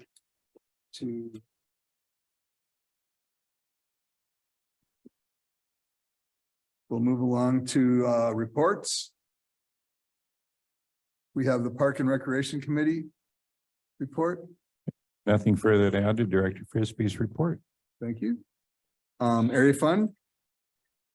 I haven't been participating. I haven't been asked to. Okay. McKinleyville Area Fund? Yeah. Yeah, I just wanted to comment that they gave a gracious grant to McKinleyville Rodeo Association, and we really appreciate that. Thank you.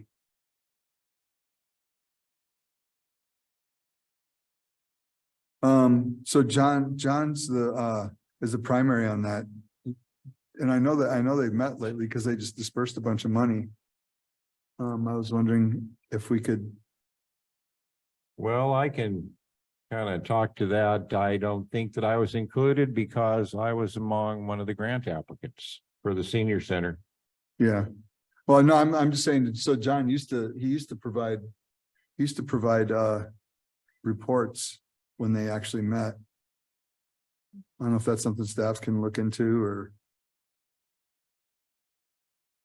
But anyway. Staff will look into that. Okay. Redwood Region Economic Development Commission. Right. I attended the April 24th board meeting of REDEC. During that meeting, they approved, after some discussion, and after a number of abstentions in the vote, the joining and supporting of Core Hub and the Offshore Wind Community Benefits Network. I expressed the concern that that the approval of that or the joining of that should not constitute that other organizations, specifically MCSD, were obligated to be part of it as well. And I did receive the assurance on that. Nonetheless, I still abstained in the vote, and I was not alone. There were 4 of us who abstained. Thank you for that. The other thing that was on the agenda, and it's interesting the way it was presented and the way it played out, was a presentation by Natalie DeLapp. She is the executive director of the Humboldt County Growers Alliance.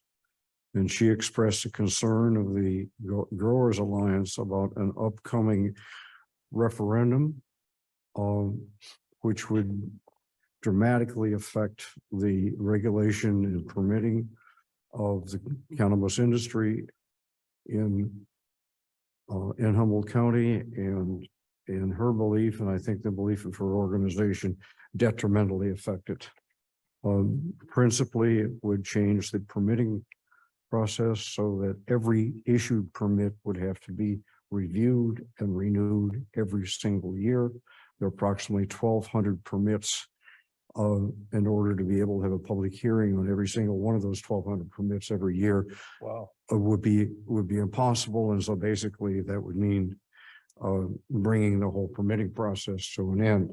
She very strongly supported the work that's being done by the Humboldt County Sheriff's Office and gave us statistics that indicate that the number of illegal grows has dropped from something like 15,000 down to something like 1,200. And the enforcement action has been very effective. And anyhow, expressed the concern that should it go to a referendum, there would be great difficulty. And that took up the bulk of the meeting. And of course, there's discussion about the importance of that particular industry to the economy of Humboldt County.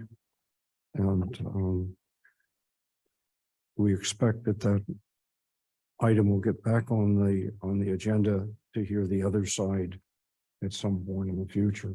Now, who did she say was behind the push to change the permitting process? The community in Neeland, the long-standing the families of Neeland are the spearhead of it. It's wider than that, but they're the spearhead. Yeah. And the reason given for that is that when the grows were illegal, they were hidden. They were in the woods where nobody could see them. And now that they've become legal and permitted, they're out in the open. So when you drive up the roads, especially into Neeland, you're looking at a bunch of, Like the hoop house. yeah. And it's sort of messed up the appearance of their community up there. Okay. Did she say, is this getting any traction with the county? Is the county actually considering doing this, or? This is not, the way they're going about it is this would not be up to the county. The county would have no role in it. It would be put, and I think they've already, Oh, it's gonna be a ballot initiative? it's a ballot initiative, and I think it's already on the ballot. It made the ballot. Made the ballot? The question I had, Jim, did they have any feedback on polling of its pro or con passing or not? No, we didn't, she didn't present any data on that. Any other questions or comments on that? Thanks for your report, Jim. The McKinleyville Senior Center Board Liaison, Director Binder. Well, we're absolutely pleased with the flooring in here.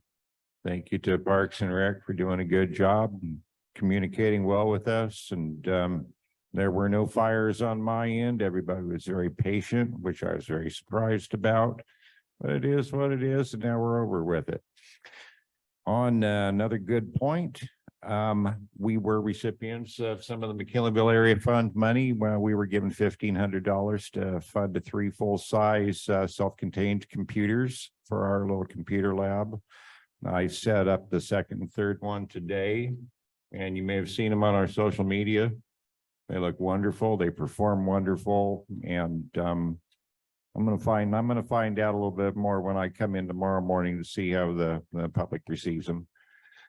Additionally, we were able to get a little piece of Department of Health and Human Services Rural Technology Grant funds that is going to fund new furniture in there and provide us with some actual office desks, ergonomic seating for the computer lab, which will lend to better postural health for our participants. Additionally, we'll be getting a color laser printer with a big service plan, extra toner, paper, cardstock, and everything through that grant in order to increase our outreach. We will be getting a new laptop computer, wide angle webcam, and a really nice Alexa device designed for music to facilitate a hybrid broadcast and participation for our exercise programs here in the Hewitt Room, specifically the sail class.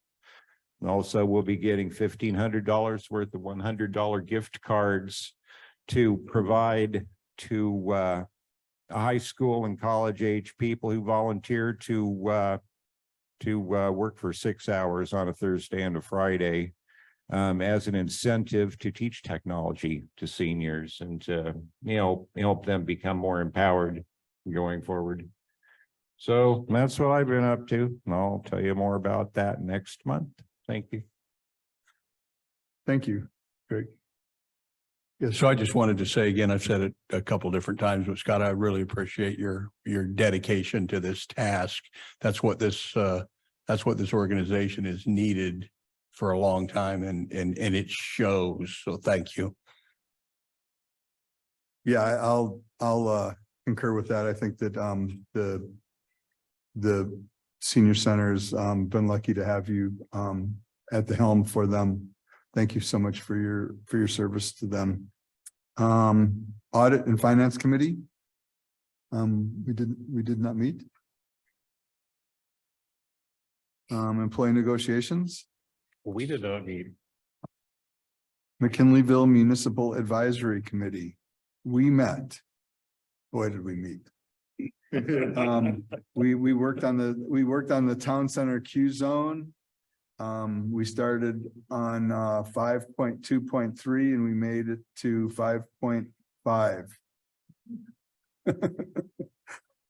So we'll start again at 5.6. So we did cover the areas that we did cover were related to parking lot and planter areas mainly. We did have a lot of side discussions. There were a couple of community members that monopolized quite a bit of time with public comment that wasn't necessarily what was on the agenda for the evening, but we were able to make through. They did have substantive comments though. So I think, did you want to make any other comments on that? No. Okay. Is that a 10-foot pole or staying on? So ad hoc committee, community forest. We did not meet? No. Very good. So legislative and regulatory reports.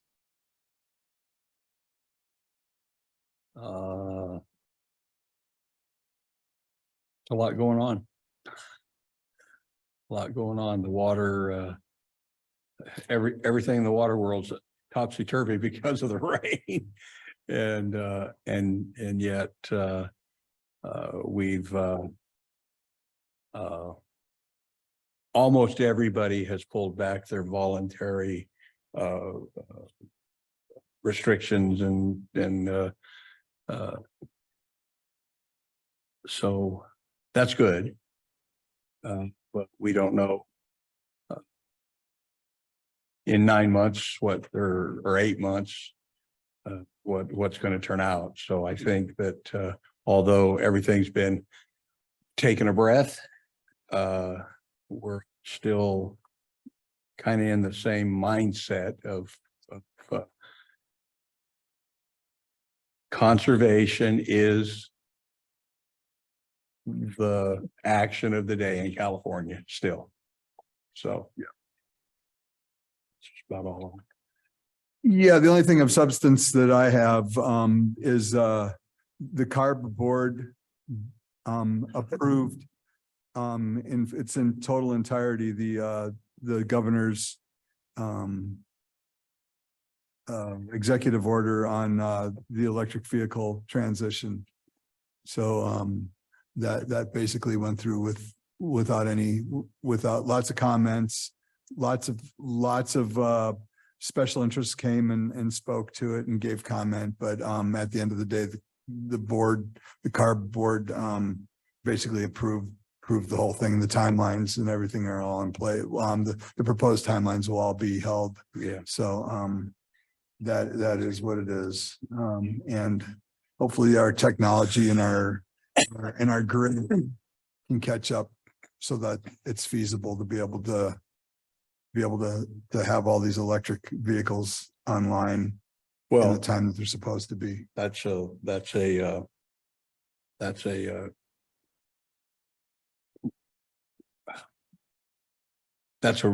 nice way of trying to think about it. But in reality, this ain't a good deal, ain't gonna be a good deal, and it ain't gonna be good for us. And I don't know how long it's gonna take for it all to shake out. But we're all going to feel even worse pain than we're feeling now, believe me. So, you know, and like you say, no matter, I listened to every bit of that. And the examples were reasoned and well thought out and made sense, and they didn't listen one damn bit. So, I mean, it's a little different way of putting what you said. You said it a lot nicer than me, but we're in for some rocky times, my friends, trying to keep this kind of a organization running for our ratepayers and our community in the future, if this stuff keeps going the way it is. I mean, anyway. Enough said. I'll shut up. Sorry. Thank you. Staff reports. Finance and Administration Department, Nicole. Nothing further to add. Thank you. Operations Department.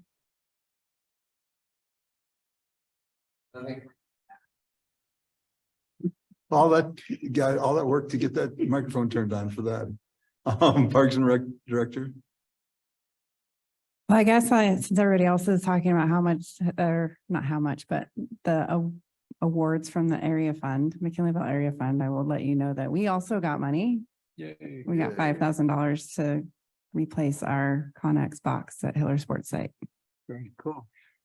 And part of Leslie's report, I just want to commend.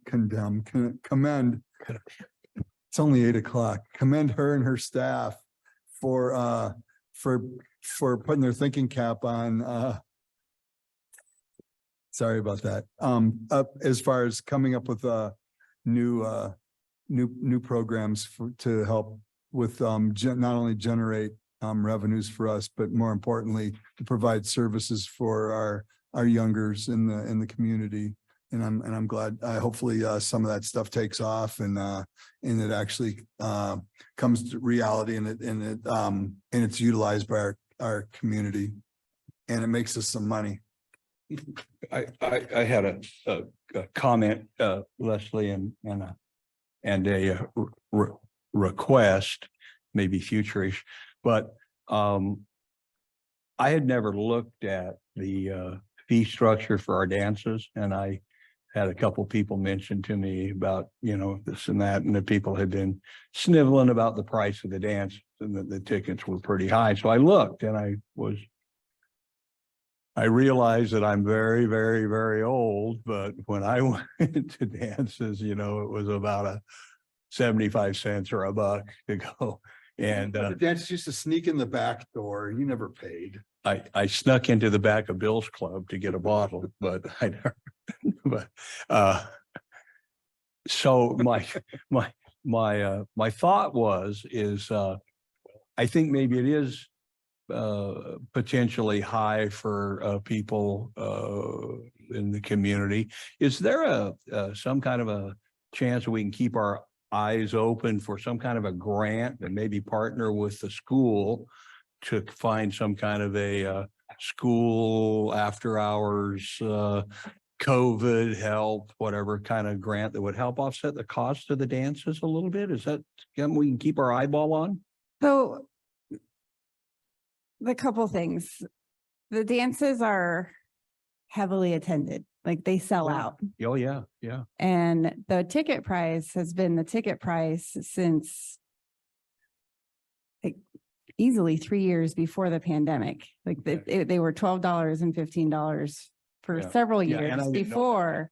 that. So we haven't raised the ticket price. And yet the cost of like staff and everything has increased significantly over the years. And so given that it's in the Parks and Rec department, we're mindful. And so the schools will solicit us for tickets and we will donate tickets to the schools that they can give out to students that they, Yeah, and I understand Identify, but- completely what our costs are. I'm not trying to snivel out about that or that the actual cost is not what we need to charge. I just was looking for, there's maybe. not a some- lot of programmatic supporting grants for government entities. Right, Nonprofits get that, right. but we don't get it. Like it's really hard to find operating Gotcha. grants for governments. We can get capital grants, but they're Right. just not out there. Okay. So Well, I what we would understand. need is a nonprofit to like apply and then Yeah. on our behalf, but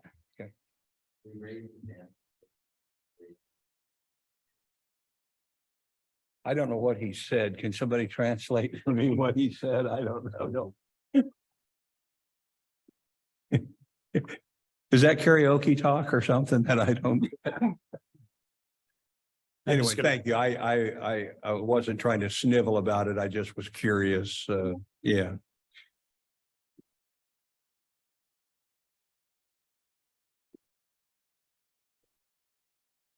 Right.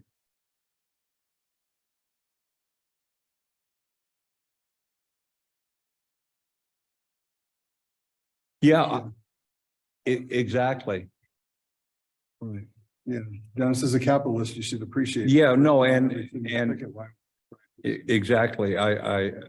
The success of it speaks for itself. So I get that. Yeah. Okay. Thank you. Was that it, Leslie? Thanks for the extra. And as the president, I think I have, since I condemned you, I think I can also pardon you. So you're not pardoned. No, you're not getting out of here that easy. Pat, general manager's report. I just want to tag on to, it's not only a fundraiser for us, but it's also the PTOs for the schools. The parent teacher organizations use it as a fundraiser as well. So they get money out of that. The parent teachers organizations also use it as a fundraiser. So they get money out of it as well. Are the costs of their tickets comparable to what we charge when we do them independently? the ticket prices are the same. But because they're providing volunteers, the revenue we generate from it is the same as it was when we were having to pay all the staff. So like, basically the revenue that the split as it is, that goes to the PTO used to go to covering the cost of our staff. Since we have less staff to cover the cost of what we are netting from the dances is the same. It's about the same. Mhm. Right on. Cool. Netting the same, but doing a lot less work. Yeah. Sorry, I didn't mean to belabor that too. I have nothing further to add to my report, but did want to point out as you get into your president's report that Supervisor Madrone is on. I was gonna call on him after I talked to you. I've got a couple of things, Pat, and we talked about this, but I want to, in your report, we talk about the microgrid project and the fact that we're still, in negotiations. I'll use that as nice as I can put it, to get the permits reviewed and get signed off on the battery part of the project. here in June, we'll have a year worth of time with the solar, with the photovoltaic on. And at some point after that, I think the board would appreciate a report back to the board on how our performance of the photovoltaic part of the project. And then also another thing that that Pat and I talked about, and he'll be bringing back is we've got quite a few projects that are going to be going. We've got a cost share depending on whether or not these projects that are coming in over what the grant funds that were allotted for them are, we might or might not need to come up with more than 25% to cost share. But in any event, I would like Pat to kind of get us prepared for what we're looking at, what our liability, what our expenses are going to be related to these projects that we've got coming bang, bang, bang, bang down the road here. And so, but the timing on that will be at Pat's, at Pat's discretion when he thinks he's got enough information and when he's got the time to be able to knock that out. So anyway, I've asked Pat to be able to provide us with that information. With that, I'm going to go to Supervisor Madrone. Do you have any comments?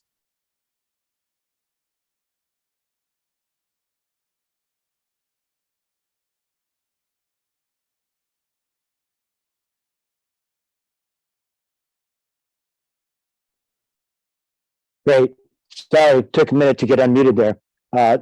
Thanks, President Orsini. Well, no, I don't have anything to add per se. It's good to be back here. Apologize for missing the last two meetings, too many conflicts. But I just want to commend staff and the skate park committee and you as a board for the hard work on these parks. Two more amazing park features in McKinneyville, thanks to this board. So I'll just keep it brief and say very much appreciate that work for the community. Thank you. Oh, you're very welcome. So anyway, to board member comments, announcements, reports, and agenda item requests. Nothing? I have none. None? Okay, very good. So now we're gonna go ahead and close the regular meeting, and we're gonna go into closed session. So at this point in time, I'd like staff to go ahead and vacate. Does the board want to take a bathroom break or anything while? Yeah. So it's 8:07. We'll be back here at 8:11.